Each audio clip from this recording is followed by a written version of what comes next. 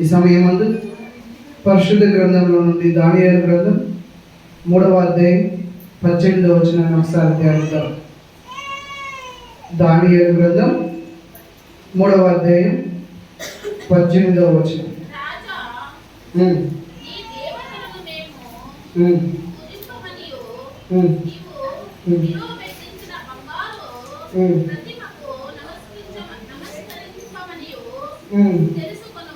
తెలుసుకున్నాము. హల్లెలూయా.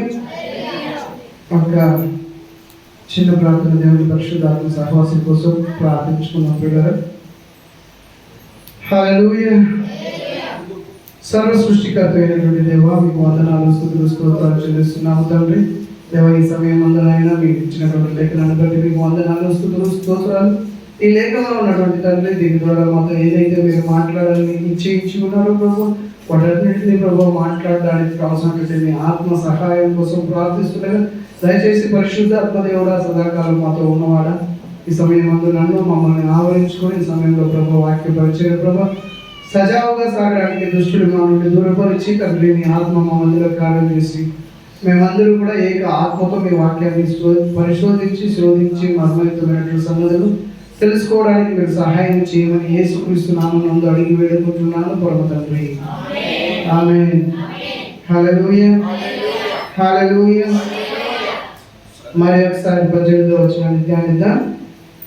రాజా, నీ దేవతలను మేము పూజింపమనియు నీవు నిలబెట్టించిన బంగారు ప్రతిమకు నమస్కారము చేయమనియు తెలుసుకొనుము. హల్లెలూయా. ఇది ఎవరు మాట్లాడుతున్నారు అన్నట్లయితే షడ్రక్, మేషక్, అబేద్నెగో అనేటువంటి యూదా దేశానికి సంబంధించిన హెబ్రీయులు అయినటువంటి యువకులు, యవన ప్రాయంలో ఉన్నటువంటి 3 వ్యక్తులు ఒక అధికారి దగ్గర రాజ్యానికి రాజు, బబులోను అనేటువంటి రాజ్యానికి రాజు అయినటువంటి నెబుకద్నెజరు అనేటువంటి రాజు ఎదుట నిలబడి మాట్లాడుతున్నటువంటి మాటలు. హల్లెలూయా. ఎవరు మాట్లాడుతున్నారు? షడ్రక్, మేషక్, అబేద్నెగో అనేటువంటి యవ్వన ప్రాయంలో ఉన్నటువంటి 3 యవ్వనస్తులు మాట్లాడుతున్నారు. ఎవరితో మాట్లాడుతున్నారు అన్నట్లయితే బబులోను అనేటువంటి రాజ్యానికి రాజు అయినటువంటి నెబుకద్నెజరు అనేటువంటి రాజు ఎదుట నిలబడి మాట్లాడుతున్నారు. హల్లెలూయా. వీళ్ళు అక్కడికి ఎలా వెళ్ళారు అన్నట్లయితే యూదా దేశాన్ని ఈ నెబుకద్నెజరు అనేటువంటి రాజు ఓడించి అక్కడ ఉన్నటువంటి యవనంలో ఉన్నటువంటి హెబ్రీయులను కొంతమందిని అతనికి బానిసలుగా తీసుకుని వెళ్ళి ఆ బానిసత్వంలో వాళ్ళని పోషిస్తూ ఉంటాడు. ఆ వచనాలు దాని గురించి మనం తీసుకున్నట్లయితే ఇక మొదటి అధ్యాయంలో చూద్దాం ఒకసారి. 6వ వచనం 7వ వచనం. దానియేలు గ్రంథం మొదటి అధ్యాయం 6, 7 వచనాలు.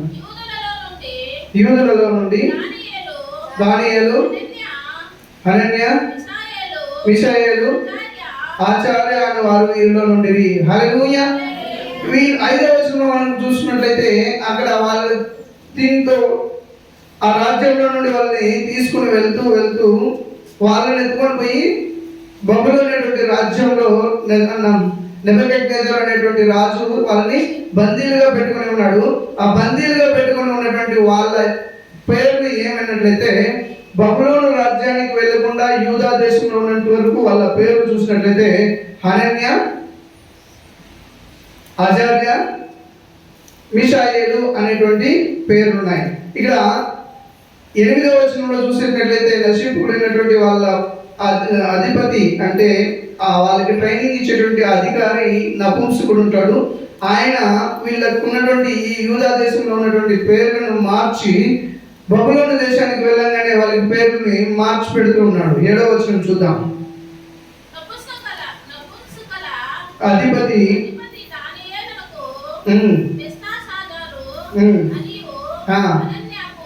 ఇక్కడ మనకు కావాల్సింది 3 షడ్రక్, మేషక్, అబేద్నెగోలకు ఆ పేరు వాళ్ళు మార్చడానికంటే ముందు హనన్యాకి ఏమైనా మార్చారు? షడ్రకనియు, మిషాయేలునకు, మేషక్ అనియు, అజర్యకు, అబేద్నెగో అని మార్చారు. హల్లెలూయా, హల్లెలూయా.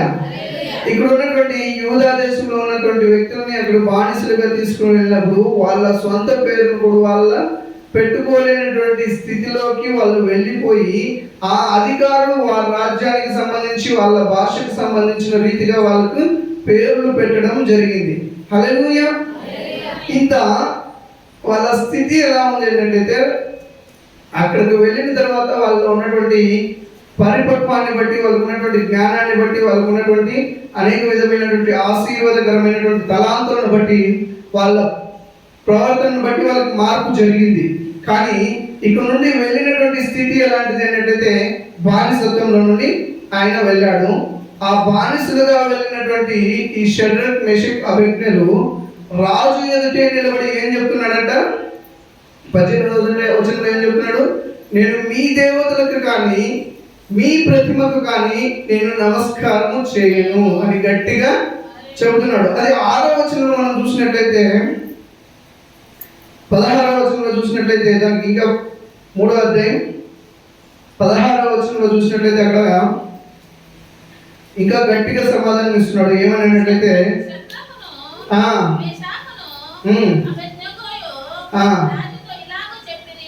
ఏమని చెప్తున్నారు?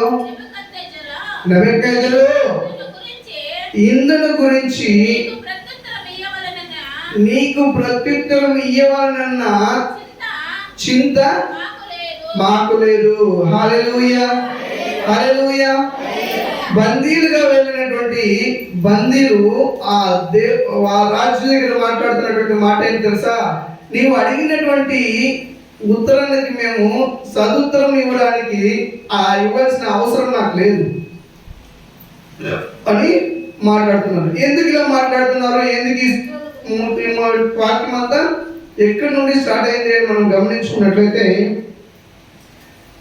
నెబుకద్నెజరుకి ఒక దర్శనం వస్తుంది. ఆ దర్శనం ఏమంటే తల బంగారంతో, భుజాలు అంత వెండితో, అలాంటి దేవుడి చిత్తమైతే దాని గురించి మనం ఒకరోజు మాట్లాడుకుందాం. అలాంటి ప్రతిమ అనేటువంటి దర్శనం వచ్చినప్పుడు ఆ ప్రతిమని ఈయన ఏం చేస్తాడు? నెబుకద్నెజరుదే ఒక బొమ్మని, బంగారుతో బొమ్మను చేసి నిలబెడతాడు. నిలబెట్టినటువంటి ఆ బొమ్మకి దేశంలో ఉన్నటువంటి ప్రతి ఒక్కరు, ఏ భాష మాట్లాడే వాళ్ళైనా, బబులోను రాజ్యంలో ఉన్నటువంటి ప్రతి ఒక్కరు కూడా నెబుకద్నెజరు గారి విగ్రహానికి నమస్కారము, సాష్టాంగ నమస్కారం చేయాలని ఒక ఆజ్ఞను ఇవ్వడం జరుగుతుంది. ఆ ఆజ్ఞను ఇచ్చడం వల్ల ఈ షడ్రక్ మెషక్ అబేద్నెగో అనేటువంటి ఈ ముగ్గురు ఆ ప్రతిమకి, ఆ బొమ్మకి నమస్కారం చేయకపోవడం వల్ల ఆయన ఏం చేశారు? రాజు వద్దకు వాళ్ళ ముగ్గురిని తీసుకొని వచ్చి నిలబెట్టడం జరిగింది. అలా నిలబెట్టినప్పుడు మనం 16వ వచనంలో చదువుకున్నట్లు రాజు అడుగుతున్నాడు, ఎందుకు మీరు నా ప్రతిమకి నమస్కారం చేయలేదు అని అడిగినప్పుడు ఆ రాజుకి ఈ బానిసలుగా ఉన్నటువంటి షడ్రక్ మెషక్ అబేద్నెగోలు ఏం చెప్తున్నారు?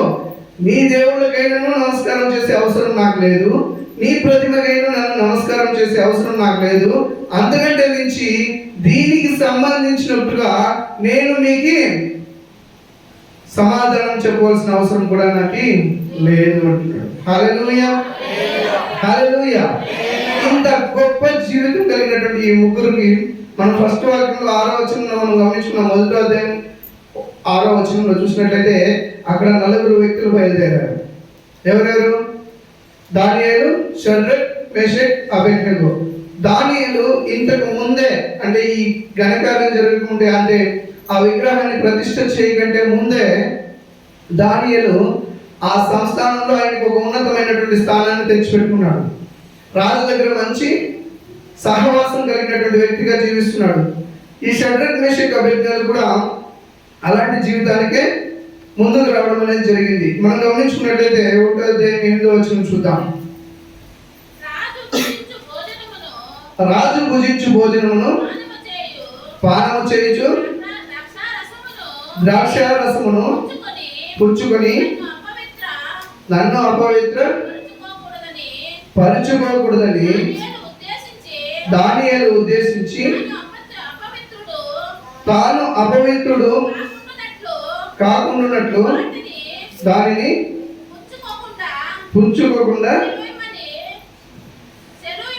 సెలవిమ్మని నపుంసకునితో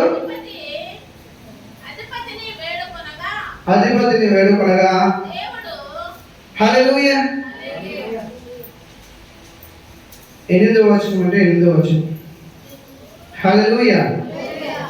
ఇక్కడ మనం గమనించుకున్నట్లయితే దానికి ఎలాంటి స్థితి వచ్చింది, ఎంత అధికారం ఇచ్చారన్నట్లయితే రాజు ఏదైతే భోజనం చేస్తాడో అదే భోజనము వాళ్ళకి నలుగురికి కూడా భోజనం పెట్టాలి. వాళ్ళ నలుగురే కాదు, ఎవరైతే బానిసలుగా తీసుకుని వచ్చారో వాళ్ళందరికీ కూడా అదే రీతమైనటువంటి భోజనం పెట్టాలి. రాజు భుజించేటువంటి మాంసాహారాన్ని వాళ్ళకి పెట్టాలి. వాళ్ళకి పెట్టి వాళ్ళని బాగా బలస్తులుగాను, జ్ఞానం కలిగిన వాళ్ళుగాను, ప్రవచన వాక్యాలు చెప్పేవాళ్ళుగాను వాళ్ళని తయారు చేయాలి, సిద్ధపడి చేయాలి. యుద్ధవీరులుగాను తయారు చేసే దానికోసం ఒక నపుంసకునికి ఆ అధికారాన్ని ఇచ్చి వాళ్ళని అప్పచెప్పింటాడు. అప్పచెప్పి ఉన్నప్పుడు ఆ ఆహారము దేవునికి విరుద్ధమైనటువంటి ఆహారం. ఎందుకంటే రాజు భుజించేటువంటి ఆహారాన్ని ఈ యూదా ప్రజలకి అలవాటు లేనిది, అది దేవునికి విరుద్ధమైనటువంటి ఆహారం. కాబట్టి దానియేలు వీళ్ళ నలుగురు తరపున ఆయన అడుక్కుంటున్నాడు. ఆ నపుంసకుడైనటువంటి అధికారిని ఏమని అన్నట్లయితే, మేము రాజు నిర్ణయించినటువంటి ఈ భోజనాన్ని మేము తినకుండా మేము దేవునికి విరుద్ధం చేసిన వాళ్ళని తిన్నట్లయితే, కాబట్టి మేము దేవునికి విరుద్ధం చేయకుండా మేము ఉండాలన్నట్లయితే ఈ భోజనం మేము తినము, శాకాహారమైనటువంటి భోజనాన్ని మాత్రం మాకు పెట్టు అన్నప్పుడు, అలా అడుక్కున్నప్పుడు దేవుని దయ ఆ నపుంసకుడైనటువంటి అధికారి పైన ఉండడం వల్ల, వీళ్ళపైన ఉండి ఆయనతో ఉండడం వల్ల ఏం జరిగిందంటే, అతను 10 రోజులు వాళ్ళకి పర్మిషన్ ఇచ్చాడు.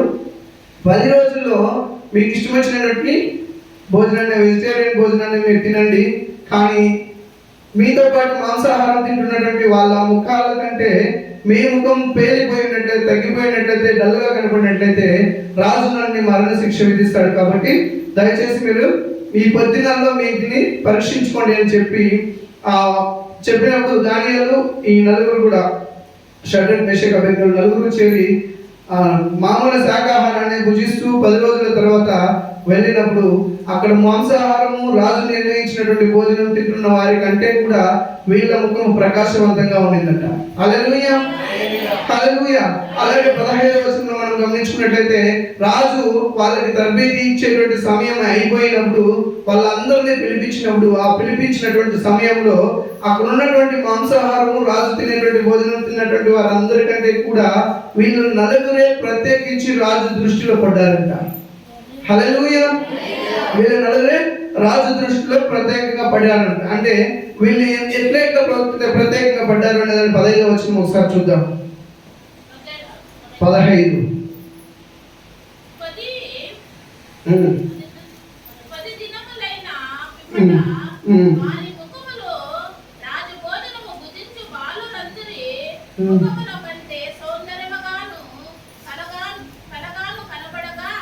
హల్లెలూయా. అక్కడ వాళ్ళు 10 మంది కంటే వీళ్ళకి 10 రోజుల తర్వాత వీళ్ళ ముఖాలు అందరికంటే బాగా ప్రకాశవంతంగా కనబడుతుందంట. అలా అయిపోయిన తర్వాత 19వ వచనంలో రాజు వారితో మాట్లాడగా వారందరిలో దానియేలు, హనన్యా, మిషాయేలు, అజర్యా వంటి వారెవరూ కనబడలేదు కనుక వారే రాజు సముఖమున నిలిచిరి.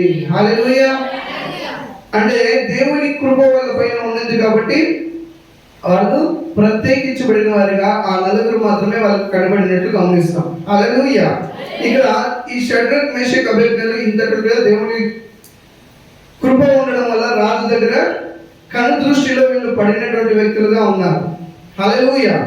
సో ఇటువంటి వీరి జీవితం నుండి మనం నేర్చుకోవాల్సినటువంటిది, మా జీవితాల్లో ఉన్నటువంటి ముఖ్యమైనటువంటి అంశాలని మనం ఈరోజు ధ్యానించుకోబోతున్నాం. హల్లెలూయా.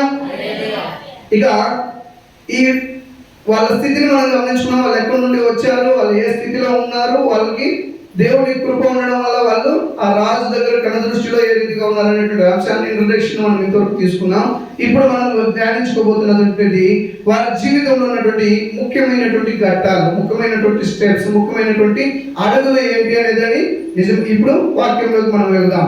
మనం గమనించుకున్నట్టయితే రాజు దగ్గర వాళ్ళు వచ్చి నిలబడి ఏం చెప్తున్నారు? నేను నీ దేవతలకైనాను నీ విగ్రహానికైనా నేను నమస్కారం చేయను అని చెప్తున్నారు. అంటే ఇంకేంటో వాళ్ళు నమస్కారం చేస్తారని అర్థం కదా. హల్లెలూయా. అది ఏంటంటే దేవుని పైన ఎక్కువ విశ్వాసం కలిగినటువంటి వ్యక్తులు. ఆ విశ్వాసం ఎలా అంటే దేవుడు ఏది చెప్తే దాన్ని మాత్రమే చేసేటువంటి మనుషులుగా మనం గమనిస్తాం. హల్లెలూయా.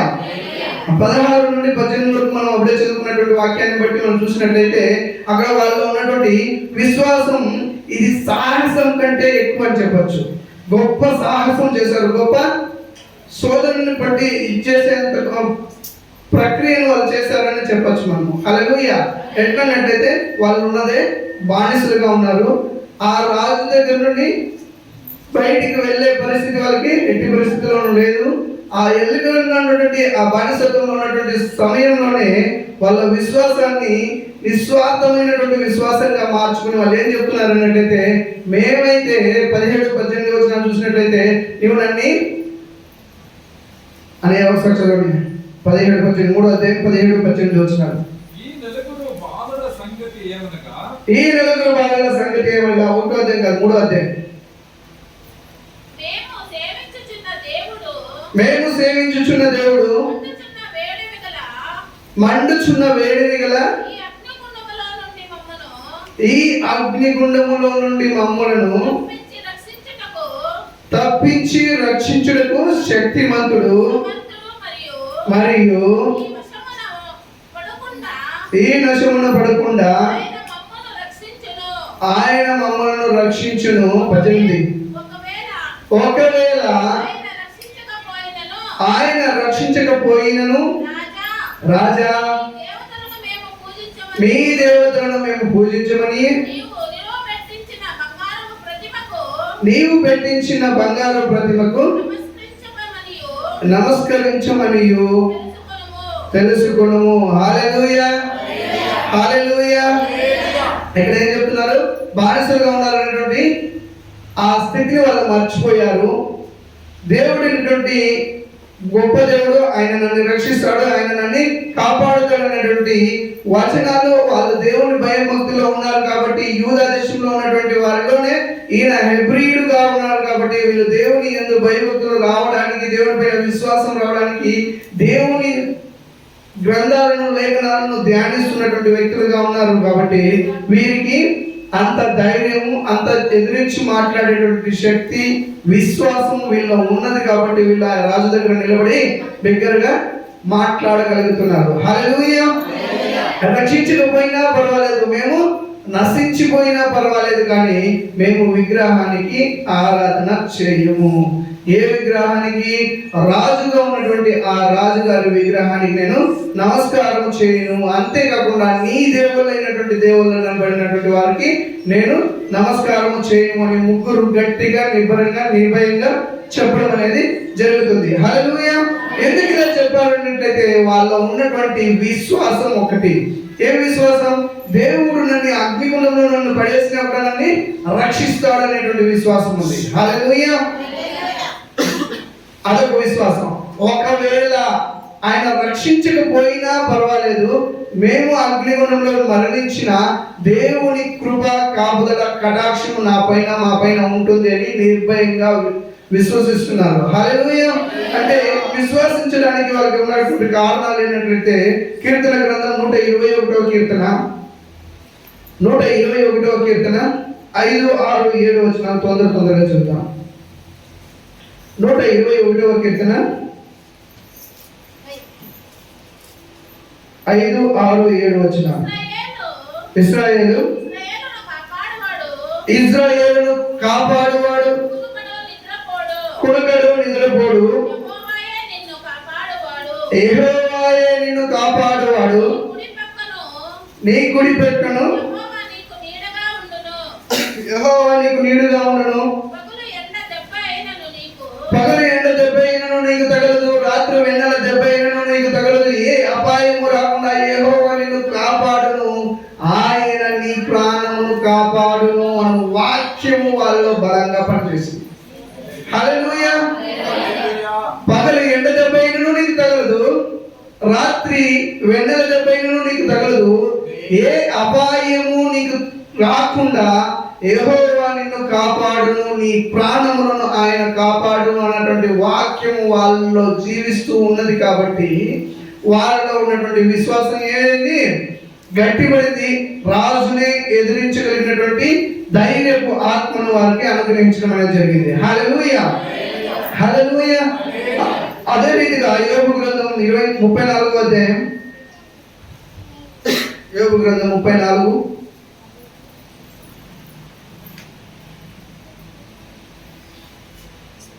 29.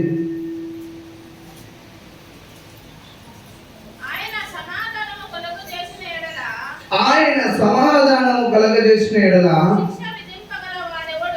శిక్షను విధింపగలవాడెవడు? ఆయన తన ముఖమును దాచుకొనిన ఎడల ఆయనను చూడగలవాడెవడు? హల్లెలూయా, హల్లెలూయా.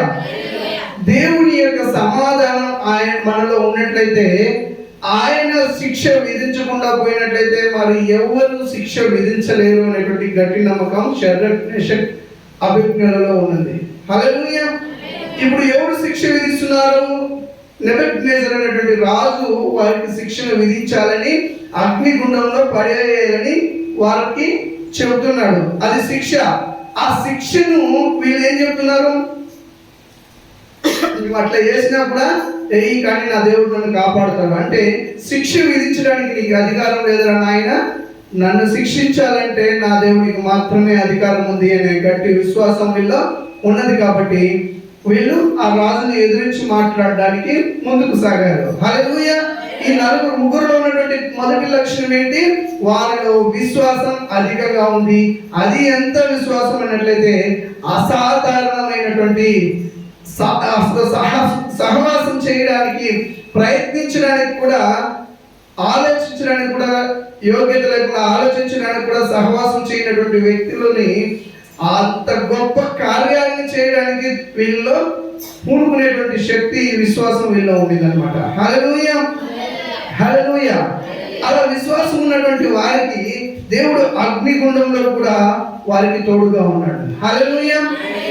దేవుని యందు విశ్వసించు ప్రతి ఒక్కరికి ఆయన తోడు, కాపుదల ఎప్పుడు ఉండి ఉంటుంది అని దేవుని వాక్యాలు సెలవిస్తున్నాయి. అదే 3వ అధ్యాయం 25వ వచనాన్ని చూసినట్లయితే ఆ వాక్యాన్ని మనం ధ్యానించుకుంటే ఇప్పుడు తెలుస్తుంది అగ్ని ఏ రీతిగా ఉంది. దానియేలు గ్రంథం. అందుకు రాజు నేను నలుగురు మనుషులను బంధకములో లేక అగ్నిలో సంచరించుట చూచుచున్నాను. వారికి హాని ఏమీ కలగలేదు.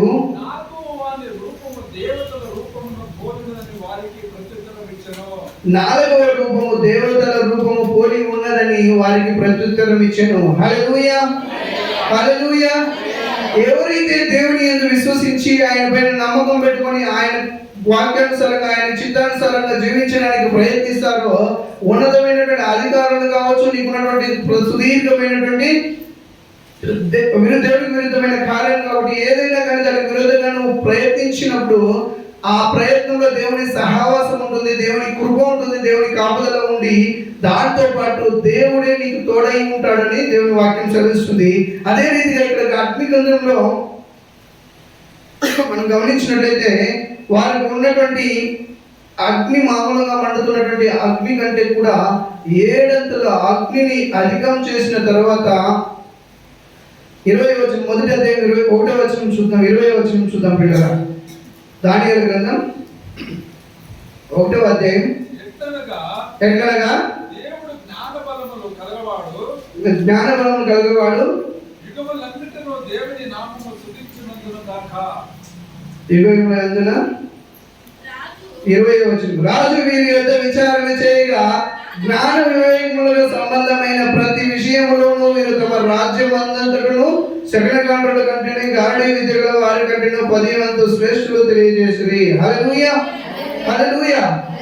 ఈ జ్ఞానములోను అన్నిటిలోనూ వీళ్ళు అధికంగా ఉన్నటువంటి వ్యక్తులని ఈ నెబుకద్నెజర్ ఏం చేస్తున్నాడు? అగ్నిగంధకంలో చేసినప్పుడు అగ్నిగంధకంలో ఉన్నటువంటి అగ్నిని 3 అంతలుగా వాళ్ళు 7 అంతలుగా పెంచి 3:19. అందుకు నెబుకద్నెజరు అత్యాగ్రహము నొందినందున షడ్రక్ మేషకు అబేద్నెగోలను వారి విషయంలో ఆయన ముఖము వికారమాయెను గనుక గుండము ఎప్పటికన్నా 7 వేడిని చేయమని ఆజ్ఞ ఇచ్చెను. హల్లెలూయా, హల్లెలూయా. అప్పుడు మండుతున్న అగ్ని కంటే కూడా 7 అగ్నిని అధికం చేసి వారిని వేసేయమని చెప్పాడు. 20 నుండి 20 వచనాలు మనం చూసుకున్నట్లయితే 20 వచనంలో వారిని వేసేదానికి, ఇంతకు ముందటువంటి ఎవరైనా అట్లా చేసినట్లయితే వాళ్ళని వేసేదానికి సాధారణమైనటువంటి వ్యక్తుల్ని అక్కడ ఉంచి ఉన్నారు. కానీ ఈ షడ్రక్ మేషక్ అబేద్నెగోకి మనం 21 వచనంలో చూసినట్లయితే వీళ్ళు సెకండ్ ఆర్డర్ కంటేను అక్కడ ఉన్నటువంటి బలవంతుల కంటేను అందరిలోనూ వీళ్ళు శ్రేష్టమై ఉన్నారు, ఎక్కువ అధిక్యమైనటువంటి స్థానంలో ఉన్నారు. కాబట్టి వీరిని వేయడానికి 20 వచనం చూద్దాం. మరియు తన సైన్యంలో నుండి బలిష్ఠులలో కొందరిని పిలువనంపించి షడ్రకు మేషకు అబేద్నెగోలను బంధించి వేడి మిగల మండుచున్న ఆ అగ్నిగణంలో వేయుడని ఆజ్ఞ ఇయ్యగా. హల్లెలూయా, హల్లెలూయా. ఆ రాజ్యంలో ఉన్నటువంటి అనేకమైనటువంటి సైన్యంలో ఎక్కువగా బలం పొందినటువంటి వ్యక్తుల్ని తీసుకొని వచ్చి వాళ్ళని షడ్రక్ మేషక్ అబేద్నెగోలని అగ్నిలో వేయడానికి ఉపయోగిస్తున్నాడు. హల్లెలూయా. తర్వాత 21 వరకు చూసినట్లయితే వాళ్ళని ఏ స్థితిలో అగ్నిలో వేశారన్నట్లయితే వారికి ఉన్నటువంటి బట్టల్ని కూడా తీయలేదు. సాంప్రదాయం ప్రకారం అయితే వాళ్ళ బట్టలు తీయాలి, వాళ్ళకు ఉన్నటువంటి అంగీలు ఫుల్ లాంగ్ బట్టలు ఉంటుంది, దాన్ని అంగీలు అంటారు, వాటన్నిటిని తీసేసి అగ్నిలో వేయాలి. కానీ అవన్నీ కూడా తీయకుండా వాళ్ళని అగ్నిలో వేసేయడం జరుగుతుంది. హల్లెలూయా. సో అలా వేసేసిన తర్వాత ఆ అగ్నిలో 25 వచనం మనం ధ్యానించుకున్న ప్రకారం ఏం చేస్తున్నారంట, ఎవరు చూస్తున్నారంటే ఇక్కడ రాజుగారు చూస్తున్నారు. ఈ రాజు ఎవరు? అన్య దేవతల్ని ఆరాధించేటువంటి రాజు. ఎవరైతే షడ్రక్ మేషక్ అబేద్నెగోలను అగ్నిగుండంలో వేసేసినాడో, ఆ ఏపించడానికి ఆ శిక్షను అమలు పరిచినాడో ఆ రాజుకి కనబడుతుందంట. ఎవరెవరు కనబడుతున్నారు? మనం వేసినటువంటి షడ్రక్ మేషక్ అబేద్నెగోలతో పాటు 4వ వ్యక్తి కనబడుతున్నాడు. ఆ 4వ వ్యక్తి దేవుని రూపము పొంది, దేవదూతల రూపము పొంది ఉన్నాడు, పోలి ఉన్నాడు అని చెప్పి నెబుకద్నెజర్ అనేటువంటి అన్య రాజు సాక్ష్యం ఇస్తున్నాడు. హల్లెలూయా. అంటే షడ్రక్ మేషక్ అబేద్నెగోలు ముగ్గురుతో పాటు ఎవరున్నారు? దేవుడు ఉన్నాడని అన్యుడైనటువంటి వ్యక్తి సాక్ష్యం చెప్తున్నాడు. అంటే దేవుని బిడ్డలమైనటువంటి షడ్రక్ మేషక్ అబేద్నెగోలు కూడా తెలుసు, నన్ను నా దేవుడిని అగ్నిలో పడివేసినా కానీ రక్షించడానికి నా దేవుడు వస్తాడని వాళ్ళకి ఆల్రెడీ తెలుసు. హల్లెలూయా. అలా తెలిసినటువంటి షడ్రక్ మేషక్ అబేద్నెగోలతో గొప్ప సాక్ష్యంగా అన్యజనుడైనటువంటి రాజు ఆ సాక్ష్యాన్ని, వాళ్ళకున్నటువంటి విశ్వాసాన్ని అనేక మంది ఎదుట బయలుపరచడానికి, అనేక మంది ఎదుట మహిమపరచడానికి అన్య రాజును దేవుడు ఎన్నుకొని అక్కడ 4వ వ్యక్తిగా దేవుడే వాళ్ళతో కూడా ఉన్నాడు అని గ్రహించగలిగినటువంటి శక్తిని ఆయనకి ఇచ్చాడు. హల్లెలూయా. అంటే దేవుని మహిమపరచడానికి, నా దేవుడు వాళ్ళ తోడున్నాడని చెప్పడానికి వాళ్ళు చెప్పిన మాట వాళ్ళు చెప్పడమే కాకుండా ఎవరు ఎదుటైతే చెప్పారో వారి నోటి నుండే దేవుడు 4వ వ్యక్తి, దేవుడు వాళ్ళకి తోడున్నాడు అనేటువంటి మాటని అనేక మంది ఎదుట ఒప్పించడం జరుగుతుంది. హల్లెలూయా, హల్లెలూయా. సో వీళ్ళకి రాజు దాని షడ్రక్ మేషక్ అబేద్నెగోలని అగ్నిలో వేసినప్పుడు వారికి ఉన్నటువంటి విశ్వాసం ఎట్లాంటిదంటే, నన్ను రాజు నా దేవుడు నన్ను కాపాడుతాడని, ఆ కాపాడుతాడనేటువంటి విశ్వాసాన్ని మనం గమనించినట్లయితే యెషయా గ్రంథం 43వ అధ్యాయం 2వ వచనంలో చూస్తే అక్కడ చెప్పబడుతుంది. యెషయా గ్రంథం 43వ అధ్యాయం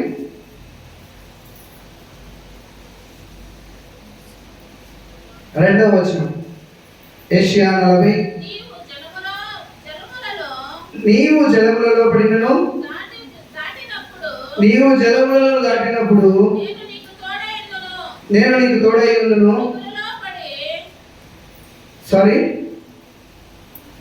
చెప్పండి. నీవు జలములలో పడి దాటినప్పుడు నేను నీకు తోడై ఉండును, నదులలో పడి వెళ్ళినప్పుడు అవి నీ మీద పొర్లి పారవు, నీవు అగ్ని మధ్యను నడుచుచున్నప్పుడు కాలిపోవు, జ్వాలలు నిన్ను కాల్చవు. హల్లెలూయా, హల్లెలూయా. దేవుని యందు విశ్వాసం కలిగి దేవుడు నాకు తోడున్నాడని నమ్మకం కలిగినటువంటి ప్రతి వ్యక్తికి దేవుని వాక్యం, దేవుని వాగ్దానం తెలియజెప్పేది ఏంటంటే, నీవు జలములో పడినప్పుడు దాటినప్పుడు నీకు ఏమి తోడైండదు, నదులలో పడి నీవు వెళ్ళినప్పుడు అవి నీ మీదకి పొరలిపోవు, నీ మీద నీవు అగ్ని మధ్యలో నడిచినప్పుడు కూడా నీవు కాలిపోవు, జ్వాలలు ఆ మంటలు నిన్ను కాల్చవు. హల్లెలూయా, హల్లెలూయా. అదేవిధంగా ఇక్కడ ఏం జరుగుతుందంటే, మనం దానియేలు గ్రంథం 3:25 చూసినప్పుడు ఆయన సాక్ష్యం ఇస్తున్నాడు. ఏమని సాక్ష్యం ఇస్తున్నాడు అంటే, నలుగురు వ్యక్తులు తిరుగుతున్నట్టు మనం గమనిస్తున్నాడు. హల్లెలూయా. నలుగురు వ్యక్తులు అక్కడ తిరుగుతున్నట్టు మనం చూస్తున్నాం. ఆయన సాక్ష్యం ఇస్తున్నాడు. అంతటా ఆ వేడిని ఎక్కువ కలిగినటువంటి వ్యక్తుల్లో దేవుని వాక్యం చెల్లించిన యెషయా గ్రంథం 43:2 ప్రకారం చూసినట్లయితే, అగ్నిలో జ్వాలల్లో నువ్వు నడిచినా నీకు ఏమి కాదు, ఆ అగ్ని మంటలు నిన్ను కాల్చను. అంటే ఆ కాల్చేకి అధికారం వాటికి లేవు. ఎందుకంటే దేవుడు నీ తోడు ఉంటాడు కాబట్టి అవి నిన్ను ఏమి చేయమని దేవుని వాక్యం సెలవిస్తుంది. హల్లెలూయా. సామెతల గ్రంథంలో నుండి 3:5-6 చూసినట్లయితే, సామెతల గ్రంథం 3:5-6 నీ సమృద్ధిని ఆధారము చేసుకుని నీ పూర్ణ హృదయంతో యెహోవా యందు నమ్మకం ఉంచుము, నీ ప్రవర్తన అంతటి యందు ఆయనకు అధికారములకు ఒప్పుకొనుము, అప్పుడు ఆయన నీ త్రోవలను సరళము చేయును. హల్లెలూయా, హల్లెలూయా. షడ్రక్ మేషకులు ఈ వాక్యాన్ని సరిగ్గా అనుసరించారు కాబట్టి ఆయన ఏం చేశాడు, వాళ్ళకు ఉన్నటువంటి స్వబుద్ధిని ఆధారం చేసుకోలేదు, దేవుడి పైన ఆధారపడ్డారు. దేవుని యొక్క జ్ఞానానికి వాళ్ళు అప్పగించుకున్నారు, దేవుని యొక్క శక్తికి ఆత్మకి వాళ్ళు అప్పగించుకున్నారు, ఆయన పైన విశ్వాసం ఇచ్చారు. ఆయన నాకు తోడుగా ఉంటాడనే నమ్మకంతో వాళ్ళు వెళ్ళారు కాబట్టి అగ్నిలో కూడా ఆయన తోడుండి వాళ్ళని రక్షించాడని అగ్నిలో ఎదుట ఆయన చెప్పడం అనేది మనం గమనిస్తాం. హల్లెలూయా, హల్లెలూయా. మొదటి వాళ్ళ విశ్వాసం ఎక్కువగా ఉంది, విశ్వాస వీరులు అని చెప్పొచ్చు. రెండోది దేవుడు వాళ్ళకి తోడుగా ఉంటాడనే విశ్వాసం ఉంది కాబట్టి వాళ్ళతో దేవుడు తోడుగా ఉన్నాడని మనం చెప్తాము. మూడవదిగా దేవుని వాళ్ళు మహిమపరిచారు. హల్లెలూయా. దేవుని వాళ్ళు మహిమపరిచారు. ఏ రీతిగా అన్నట్లయితే వాళ్ళకి కింద అగ్నిగుండంలో వేసేసారు. మనం చూద్దాం 28వ వచనం, 3:28 వచనం. దానియేలు గ్రంథం 3:28 వచనం. నెబుకద్నెజరు శద్రకు మేషాకు అబేద్నెగోను వీరి దేవుడు పూజార్హుడు ఆయన తన దూత నంపి తన ఆశ్రయించిన దాసులను రక్షించెను. వారు తమ దేవునికి కాక మరి ఏ దేవునికి నమస్కరింపకయో ఏ దేవుని సేవింపకయో ఉంటుమని తమ దేహములను అప్పగించి రాజు యొక్క ఆజ్ఞను వ్యక్తపరిచేది. ఆమేన్, హల్లెలూయా. నెబుకద్నెజరు అనేటువంటి వ్యక్తి షడ్రక్ మేషక్ అబేద్నెగోల గురించి ఒక మాట చెప్తున్నారు. ఏంటంటే వీరి దేవుడు పూజార్హుడు. హల్లెలూయా. ఎవరు దేవుడు పూజార్హుడు? షడ్రక్ మేషక్ అబేద్నెగోల దేవుడు పూజారుడు. ఆయన తన దూతను పంపి తను ఆశ్రయించిన దాసులను రక్షించెను. వారు తమ దేవునికి కాక మరి ఏ దేవునికి నమస్కరింపకయు ఏ దేవుని సేవింపకయు ఉందమని తమ దేహములను అప్పగించి రాజు యొక్క ఆజ్ఞను వ్యక్తపరిచింది. హల్లెలూయా.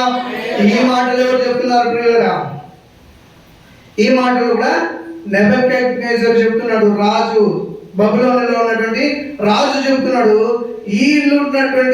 వీళ్ళు ఆరాధించేటువంటి ఆరాధనకర్త నిజముగా ఆరాధనకి యోగ్యుడు అని చెప్తున్నాడు. హల్లెలూయా. ఎట్లా వీళ్ళు దేవుని నామాన్ని మహిమపరిచారు అన్నట్టయితే మనం గమనించుకున్నాం. లాస్ట్ వీక్ మనం మాట్లాడుకున్నటువంటి ఏలియా గురించి మాట్లాడుకున్నప్పుడు ఆయన అనేక మంది ఇశ్రాయేలు ప్రజలు ఆ మైలు దేవతల వైపు వాళ్ళు వెళ్ళిపోయినప్పుడు ఆ మైలు దేవుడు నిజమైన దేవుడు అయితే వాళ్ళ వైపు వెళ్ళండి, ఇశ్రాయేలు దేవుడు అయినటువంటి యెహోవా దేవుడు నిజమైన దేవుడు అయితే మా వైపు ఈ వైపు రండి అని రెండు జనంతో ఉండొద్దు అని చెప్పి అక్కడ ఒక అద్భుత కార్యం జరిగిందో, ఆ బలిపీఠంలో అగ్ని దిగి వచ్చిందో అప్పుడు ఏం చేశారంట, ఇజ్రాయెల్ ప్రజలు దేవుని విడిచి బయట దేవతలందరినీ ఆరాధిస్తున్న వారందరూ కూడా ఏం చేశారు? ఇజ్రాయెల్ వైపు వచ్చేసారు. హల్లెలూయా. అదే రీతిగా ఇక్కడ షడ్రక్ మేషక్ అబేద్నెగోలు కూడా ఒక కార్యం చేశారు. దేవుని పైన విశ్వాసంతో అగ్నిలోకి వెళ్ళారు. వెళ్ళినటువంటి ఆ అగ్నిలో దేవుడు వాళ్ళకి తోడుండి వాళ్ళని బయటికి నడిపించినప్పుడు అక్కడ ఏం జరిగింది? 26 27 వచ్చిన చూద్దాం. 3వ అధ్యాయం 26 27 చూద్దాం. మీకు అర్థమయ్యే దానికోసం క్లియర్ గా ఉంటుంది.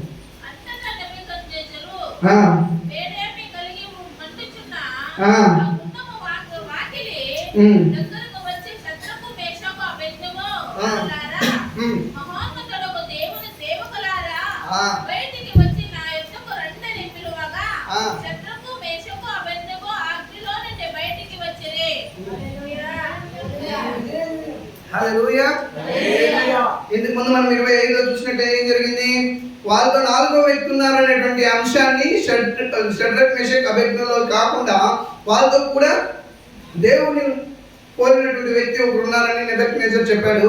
అదే రీతిగా నెబుకద్నెజర్ ఏం చేస్తున్నాడంటే వాళ్ళ దగ్గరికి వేడిగా ఉన్నటువంటి ఆ అగ్నిగుండం దగ్గరికి వచ్చినటువంటి నెబుకద్నెజర్ ఏం చెప్తున్నారు? మీరు షడ్రక్ మేషక్ అబేద్నెగోలారా, మహోన్నతులకు దేవుని సేవకులారా. హల్లెలూయా. ఒక్కొక్క మాటని గమనించుకుంటూ వచ్చినట్లయితే మహోన్నతమైనటువంటి దేవుని యొక్క సేవకులారా బయటికి వచ్చి నా ఎదుకు రండని పిలువగా షడ్రక్ మేషక్ అబేద్నెగో అగ్నిలో నుండి బయటికి వచ్చిరి. హల్లెలూయా. హల్లెలూయా. అప్పుడు అధిపతులను, సేనాధిపతులను, సంస్థానాధిపతులను, రాజు యొక్క ప్రధాన మంత్రులను కూడి వచ్చి ఆ మనుషులను పరీక్షించారట. ఏ రీతిగా పరీక్షించారు? పరీక్షించినప్పుడు వాళ్ళకి ఏం జరిగిందంటే వారి శరీరములకు అగ్ని హాని ఏమీ చేయకుండాయు, వారి తల వెంట్రుకలలో ఒకటైనను కాలిపోకుండాయు, వారి వస్త్రములలో చెడిపోకుండాయు, అగ్ని వాసన అయినను వారి దేహములకు తగలకుండాయు చూచిరి. హల్లెలూయా. హల్లెలూయా. ఇలాంటి అద్భుతకరంగా ఏం చేశారంటే ఒక్కొక్కటి మనం ఈ వాక్యాలను ఒక్కొక్క దాని గురించి ఎక్స్ప్లెయిన్ చేసుకుంటూ పోవచ్చు. కాకపోతే మనకి సమయం తక్కువగా ఉంది కాబట్టి ఏం జరిగిందంటే ఒక్కొక్క విషయాన్ని మనం తొందరగా చూసుకున్నట్లయితే ఒకటి ఏం జరిగింది? ఫస్ట్ వాళ్ళ అగ్నిలో నుండి సేఫ్ గా బయటకు వచ్చేసారు. హల్లెలూయా. రెండోది ఏం చేసినారంటే వాళ్ళ శరీరాలకి అగ్ని ఏ హాని చేయలేదు. మరి వాళ్ళ తల వెంట్రుకలు కూడా ఒకటి కూడా కాలిపోలేదు. వాళ్ళకు వేసినటువంటి వస్త్రాలు 7 అగ్నిని ఎక్కువ చేసినా కానీ వస్త్రాలు కూడా కాలిపోలేదు. అంతేకాకుండా వారికి ఒకవేళ మనం పక్క ఊరికి అగ్గి కాల్చుకుంటే చెయ్యి వాసన చూస్తే ఏం జరుగుతుంది? పగ వాసన ఉంటుంది. హల్లెలూయా. సో అలాంటి పగ వాసన కూడా వాళ్ళ పైనకి రాలేదు. హల్లెలూయా. సో ఈ రీతిగా చేయడం వల్ల వాళ్ళు ఏం జరిగిందంటే నెబుకద్నెజరు వీళ్ళు ఆరాధిస్తున్న దేవుడే నిజమైన దేవుడు అని చెప్పి వాయినే సాక్షి ఇవ్వడం అనేది జరిగింది. అంతకుముందు ఏం చేశాడు? వాళ్ళని ఎందుకు పిలిపించాడు అక్కడికి ఏంటంటే వాళ్ళ దేవతల్ని, అంటే నెబుకద్నెజరు బబులోను రాజ్యంలో ఉన్నటువంటి దేవతల్ని పూజించినందుకు, అంతేకాకుండా నెబుకద్నెజరు యొక్క బంగారు విగ్రహానికి నమస్కారం చేయకుండా ఉండడం వల్ల వీళ్ళకి శిక్ష వేశాడు. హల్లెలూయా. సో అలాంటి శిక్ష వేసినటువంటి రాజు ఏం చెప్తున్నాడు అంటే మనము ఆరాధించే ఈ ఆరాధన కంటే నేనుగా నిర్మించుకునే ఈ విగ్రహాని కంటే షడ్రక్ మేషక్ అబేద్నెగో ఆరాధించే దేవుడు నిజమైన దేవుడు. ఆయన్ని స్తుతించుటయే మంచిది, ఆయనే పూజకు అర్హుడు అని అన్యుడైనటువంటి రాజు సాక్ష్యం ఇవ్వడం జరిగింది. హల్లెలూయా. అంటే ఈ రీతి మనం అప్పుడు ఆ ఇజ్రాయెల్ ప్రజల గురించి మనం ఆలోచించినప్పుడు బయట దేవతల్ని ఆరాధిస్తున్నటువంటి వారిని కూడా ఒక వ్యక్తి దేవుని స్తుతించి దేవుడి పక్షాన నిలబడినప్పుడు ఆ ఇజ్రాయెల్ ప్రజలందరూ కూడా మారు మనసు పొందారు. హల్లెలూయా. ఇక్కడ 3 వ్యక్తుల్ని దేవుడు ఏర్పాటు చేసుకున్నాడు.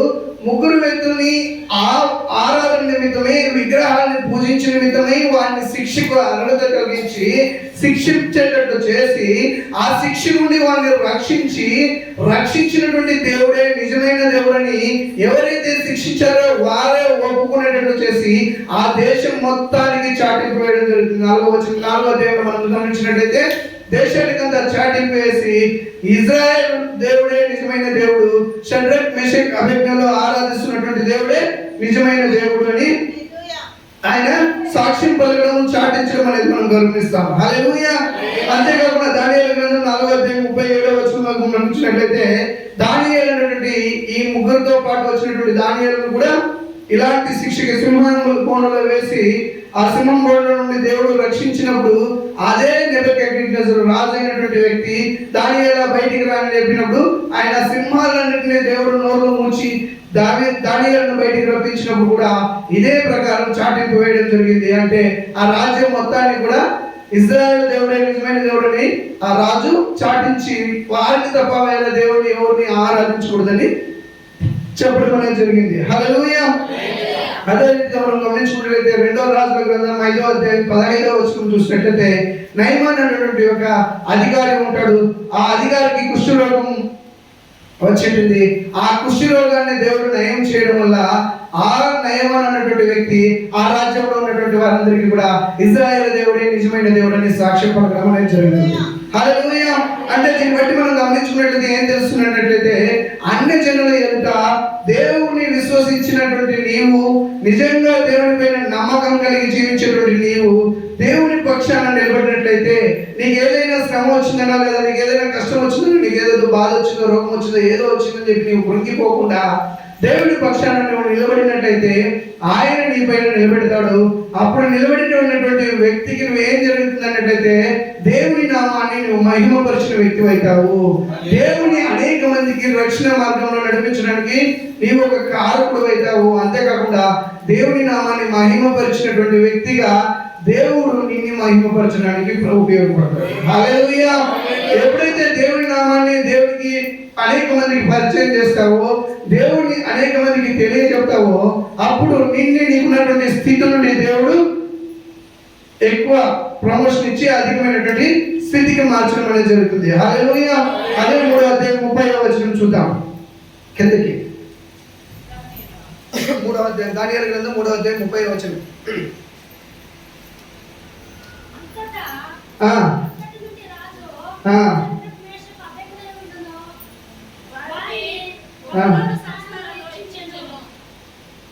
ఏమిట్లో హెచ్చించాడు?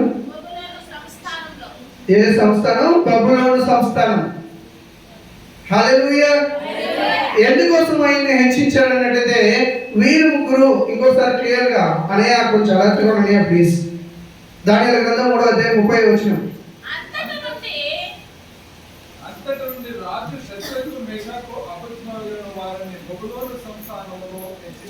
హల్లెలూయా.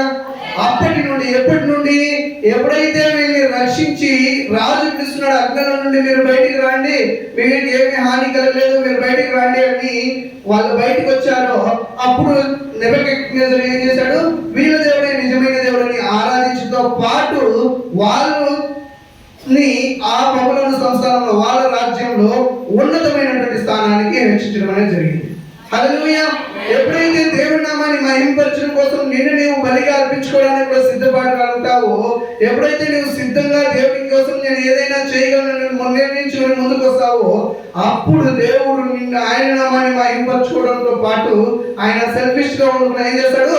నిన్ను కూడా మహిమపరుస్తాడు. ఏ రీతిగా అన్నట్లయితే నీకున్నటువంటి స్థితిని మార్చి, నీకున్నటువంటి గతిని మార్చి, నీకున్నటువంటి బాధని ఇబ్బందిని మార్చి ఏం చేస్తాడు? ఉన్నతమైనటువంటి స్థానానికి దేవుడు నడిపిస్తాడు. హల్లెలూయా. హల్లెలూయా. అలా అనేక మంది వ్యక్తులను మనం గమనించినట్లయితే యేసుకు ఉన్నటువంటి వ్యక్తిని మనం చూసినట్లయితే యేసుకు స్థితి ఏంటంటే బానిసగా ఆయన కూడా వెళ్ళాడు. అన్నదమ్ముల దగ్గర మోసగింపబడ్డాడు. అన్నదమ్ముల వారిని మార్చి అమ్మేశారు. అలాంటి స్థితిలో వెళ్ళినటువంటి యేసేపు దేవునికి విధేయత చూపించి దేవుని అనుసారమైనటువంటి జీవితం జీవిస్తూ ఆయనకి నమ్మకంగా జీవిస్తూ ఉండడం వల్ల ఆయన ఏం చేశాడు? ధనాగారానికి ఆయన అధికారిగా నియమించబడ్డాడు. హల్లెలూయా. ఎస్తేరు అనేటువంటి ఒక అనాథ స్త్రీ, ఆమె తల్లిదండ్రులు లేనటువంటి స్త్రీ ఎస్తేరు అనేటువంటిది, ఆమె దేవునికి విధేయతగా ఉండడం వల్ల దేవుని ప్రజల పట్ల ఆయన ప్రయాసపడేటువంటి వ్యక్తిగా ఉండడం వల్ల ఏం జరిగిందంటే ఒక రాజ్యానికి రాణిగా మారింది. హల్లెలూయా. నెహెమ్యా వ్యక్తి కూడా అదే రీతిగా దేవుని నామ మహిమార్థంగా ఆయన వాడబడటం వల్ల ఆయన కూడా ఒక రాజ్యానికి ఒక అధికారిగా నియమించబడింది. హల్లెలూయా. అదే రీతిగా మనం గమనించుకున్నట్లయితే అనేక మంది ఏలియా, మనం గడిచిన వారం మనం గమనించినట్లయితే దేవుని పక్షైన అనేక మంది ఎదుట పోరాడాడు, మాట్లాడాడు, గద్దించాడు. అనేక మందికి ఆయన ఒక హెచ్చరికలను జారీ చేసి దేవుడి వైపు నిలబడడం వల్ల ఆయనని కూడా దేవుడు హెచ్చించాడు. ఈ ప్రపంచంలోనే ఇంతవరకు భూమి పుట్టినప్పటి నుండి ఇంతవరకు ఎవరికి లేనటువంటి గొప్ప భాగ్యాన్ని దేవుడే అగ్ని రథాలను ఇచ్చి ఆయన్ని సజీవంగా పరలోక రాజ్యానికి తీసుకువెళ్ళారు. హల్లెలూయా, హల్లెలూయా. సో దాని ద్వారా పిల్లలు ఇప్పుడు మనం గమనించుకున్నటువంటి ఈ 3-4 వచనాలు, 4 మాటలను బట్టి మన జీవితాలు ఎలా ఉన్నాయని పరిశోధించుకోవాల్సినటువంటి సమయం పిల్లరా. ఎందుకంటే దేవుడు మనతో మాట్లాడుతున్నాడు అన్నట్లయితే దేవుడి వాక్యం సెలవిస్తుంది. ఆ వాక్యంలో దేవుడు ఏం మాట్లాడుతున్నాడు, ఎవరితో మాట్లాడుతున్నాడు, ఎవరు మాట్లాడుతున్నారు, ఎవరితో మాట్లాడుతున్నాడు, ఏం మాట్లాడుతున్నాడు అనేటువంటి మనం గమనించాలి. ప్రతి వాక్యంలోనూ మనం చదివేటటువంటి వాక్యంలో కావచ్చు, మనం వినేటటువంటి వాక్యంలో కావచ్చు, దేంతో కానీ ఏం మాట్లాడుతున్నాడు, ఎవరు మాట్లాడుతున్నాడు, ఏం మాట్లాడుతున్నాడు, ఎవరితో మాట్లాడుతున్నాడు, ఎందుకోసం మాట్లాడుతున్నాడు, వీటన్నిటిని మనం పరిశీలించుకుంటూ వాక్యాన్ని ధ్యానించినట్లయితే అది మన జీవితాలకు ప్రయోజనకరంగా ఉంటుంది. అప్పుడు పరిశుద్ధాత్మని మనం ఆహ్వానించిన వాళ్ళమైతే ఆ వాక్యంలో ఉన్నటువంటి, ఆ మాటల్లో ఉన్నటువంటి మర్మాల్ని దేవుడు మనకి తెలియజెప్తూ ఉంటాడు. హల్లెలూయా. ఇప్పుడు 4 రకాలైనటువంటి మాటలను దేవుడు మనతో మాట్లాడాడు.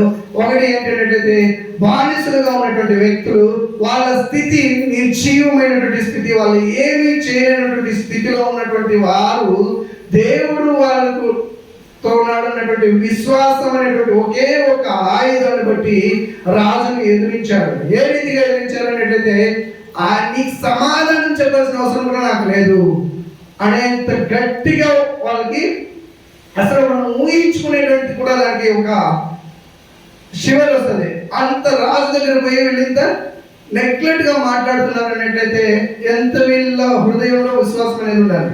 హల్లెలూయా. సో మొదటిది వాళ్ళలో ఉన్నటువంటి లక్షణాన్ని ఏ స్థితి లేకపోయినా కూడా వాళ్ళలో ఉన్నటువంటి విశ్వాసం వాళ్ళని నిలబెట్టి చేస్తుంది. హల్లెలూయా. రెండోదిగా వాళ్ళ విశ్వాసం ఉండడం వల్ల ఎంతటి భయంకరమైనటువంటి శిక్షకైనా వాళ్ళు రెడీ అయిపోయారు. మూడోదిగా వాళ్ళు భయంకరమైనటువంటి శిక్షను అనుభవించడానికి రెడీ అయ్యాడు కాబట్టి ఆ భయంకరమైనటువంటి శిక్షలో దేవుడి నామాన్ని మహిమపరిచారు. నాలుగోదిగా దేవుని నామాన్ని ఎప్పుడైతే వాళ్ళు మహిమపరిచారో అప్పుడు ఆటోమేటిక్గా వాళ్ళు దేవునిలో మహిమ పొందుకున్నారు. హల్లెలూయా. ఈ 4 వచనాలు, 4 అంశాలను మనం ఈరోజు ధ్యానించుకుందాం ప్రియులారా. ఆ 4 అంశాల్లో మనము పరిశోధించుకోవాల్సినటువంటి సమయం ఉంది. హల్లెలూయా. ఈ మాటలు మాతో ఎందుకు మాట్లాడావు ప్రభువా? హల్లెలూయా. ఈ మాటల ద్వారా నేను గ్రహించాల్సింది ఏంటి ప్రభువా అని చెప్పి దయచేసి ఒక నిమిషం నిలబడి మిమ్మల్ని మీరు దేవుని సన్నిధిలో ఒప్పించుకొని అడగండి ప్రియులారా. హల్లెలూయా. మీరు అడుగుతుండగా నేను మళ్ళీ ఈ మాటలు ఎందుకోసం మాట్లాడాడు, మనకి ఏ రీతిగా జీవితాలకు తెలియజెప్తుంది అనేటువంటి అంశాన్ని మాట్లాడుకుందాం. హల్లెలూయా. త్వరగా హల్లెలూయా, హల్లెలూయా. దేవాది దేవా మీకు స్తోత్రం, స్తోత్రం, స్తోత్రం, స్తోత్రం, స్తోత్రం, స్తోత్రం, స్తోత్రం. హల్లెలూయా, హల్లెలూయా. దేవా ఈ సమయమందు నాయన మీ 4 మాటల ద్వారా మాతో ఏమైతే మాట్లాడాలనుకున్నారో దాన్ని బట్టి మీకు స్తోత్రం నాయన. దయచేసి ఈ సమయమందు నాయన షడ్రక్ మెషక్ అబేద్నెగోల జీవితం ద్వారా ఈ రోజు నేను ఏం నేర్చుకోవాలని మీరు తెలుస్తున్నారో దయచేసి నాకు తెలియజెప్పండి, ప్రార్థించండి. హల్లెలూయా, హల్లెలూయా, హల్లెలూయా. పరిశోధించండి ప్రియులారా. షడ్రక్ మెషక్ అబేద్నెగోలకు ఏ స్థితి లేకపోయినా, ఏ అవకాశం లేకపోయినా దేవుని నామాన్ని మహిమపరచాలనేటువంటి గట్టి విశ్వాసం ఉంది. అలాంటి విశ్వాసం నీలో ఉందా లేదా ఒకసారి పరిశోధించు. హల్లెలూయా. నీకు ఉన్నటువంటి చిన్న సమస్యను బట్టి నువ్వు పారిపోతున్నావేమో, నీలో విశ్వాసం లేక సన్నగిల్లిపోతుందేమో, ఒకసారి పరిశోధించు. హల్లెలూయా, హల్లెలూయా. రెండోదిగా మనం గమనించి దేవుని సమయంలో దేవుని నామాన్ని మహిమపరచాలి. దేవుడు ఎంతటి శిక్ష విధించినా పర్వాలేదు, ఎంతటి కఠినమైనటువంటి బాధ అయినా నాకు వచ్చినా పర్వాలేదు, నేను దేవుణ్ణి విడిచి వెళ్ళను, దేవుని దూరం కాను, ఎట్టి పరిస్థితుల్లోనూ నాకు ఆస్తి ఉన్నా, అంతస్తు వచ్చినా లేదా నాకున్నది సర్వస్వాన్ని కోల్పోయినా నేను దేవునికి విరోధంగా పోను అనేటువంటి నిర్ణయమైనటువంటి మనసు నీలో ఉందా లేదా అని ఒకసారి పరిశోధించుకుంది కదా. హల్లెలూయా. నీ ప్రవర్తన ద్వారా కావచ్చు, నువ్వు చేసేటువంటి కార్యాలు, నీ మాటల ద్వారా కావచ్చు, నీవు ఇచ్చేటువంటి అనేకమైనటువంటి నీ ప్రతి విధమైనటువంటి నడవడిక ప్రణాళిక ద్వారా కావచ్చు దేవుని నామాన్ని మహిమపరుస్తున్నామా లేదా దేవుని నామానికి అపకీర్తి చేస్తున్నామా అని ఒకసారి పరిశోధించండి. హల్లెలూయా, హల్లెలూయా. ఇవన్నీ చేసి దేవుడిని అడగండి. నువ్వు అడగకపోయినా కూడా దేవుడు నీకు ఇస్తాడు ఉన్నతమైనటువంటి స్థానం, ఉన్నతమైనటువంటి స్థితి, ఉన్నతమైనటువంటి ఆశీర్వాదం నిన్ను మార్చబోతుంది. హల్లెలూయా, హల్లెలూయా. దయచేసి సమర్పించండి, ప్రార్థించండి. మీరందరూ ప్రార్థిస్తుండగా, సమర్పిస్తుండగా మీకోసం అయ్యగారు ప్రార్థిస్తారు. ప్రార్థనలో ఏకీభవించండి. దేవుడు మిమ్మల్ని దీవించి ఆశీర్వదించుగాక. ఆమేన్. హల్లెలూయా. Thank you lord.